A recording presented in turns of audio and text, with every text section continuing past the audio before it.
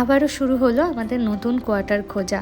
গতবার যে কোয়ার্টার্সগুলো দেখেছিলাম তার মধ্যে তো একটাই পছন্দ হয়েছিল এবং আমরা শুধুমাত্র ওই একটার জন্যই অ্যাপ্লাই করেছিলাম।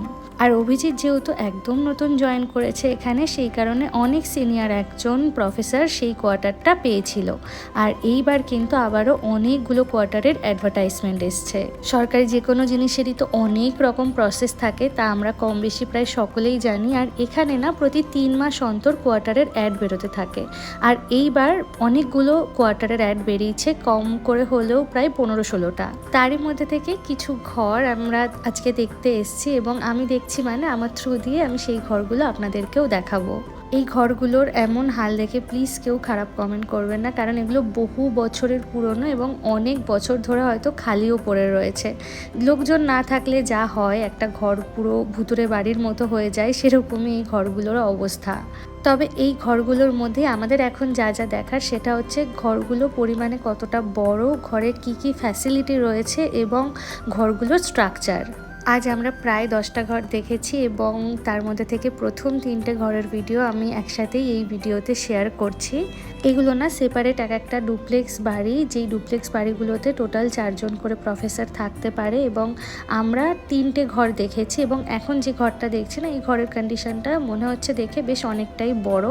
আর এই ঘরটা আমাদের মোটামুটি পছন্দ হয়েছে এবং আমার মনে হচ্ছে আগের ঘরের থেকে এই ঘরের কন্ডিশনটা অনেকটাই বেটার। যদিও আমরা নেওয়ার আগে এই ঘরে প্রচুর কাজ করাতে হবে এবং আমরা চাইলে টাইলস থেকে শুরু করে পুরো ঘরটাই কিন্তু নতুন করে আমাদের রেনোভেট করে হ্যান্ডওভার করা হবে। এবং এই ঘরটার মেইন যে বেনিফিট সেটা হচ্ছে গার্ডেন এরিয়া। এখানে প্রচুর বড় একটা এরকম উঠোন আছে, যেখানে আমি কিন্তু পটসে করে প্রচুর রকম গাছপালা রাখতে পারবো। আর এখন আমরা যাচ্ছি একতলায় বা ফার্স্ট ফ্লোরে আরও একটা ঘর দেখতে। বর্ষাকালে তো এই উত্তরাখণ্ডে ভীষণ বৃষ্টি হয়, আর এই বর্ষাকালে ঘরবাড়ি ভালোভাবে মেনটেন না করলে কিন্তু ভীষণ নোংরা লাগে দেখতে। আর এখানকার মোস্ট অফ দ্য বিল্ডিংই অনেক পুরনো, কিছু কিছু বিল্ডিং তো এমনও আছে যেগুলো সেই ইংরেজ আমলে বানানো। কোনো একদিন সেগুলো আপনাদের সাথে শেয়ার করব। এই যে ঘরটাতে এসছি, এটা দেখেই বোঝা যাচ্ছে যে কিছু বছর আগে হয়তো এখানে কেউ না কেউ থাকতো, হয়তো 1-1.5 বছরই হয়েছে যে এই ঘরটা ছেড়ে গেছে। আসলে আমার আর অভিজিতের ভীষণ ইচ্ছা যে গ্রাউন্ড ফ্লোরের কোনো ঘর নেব, যাতে গার্ডেন এরিয়ার ফ্যাসিলিটিটা আমরা নিতে পারি।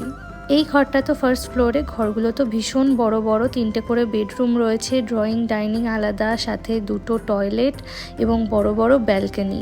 চলুন তবে আজকের ভিডিওটা এখানেই শেষ করছি, দেখা হবে আবার পরের ভিডিওতে। সবাই খুব ভালো থাকবেন, সুস্থ থাকবেন।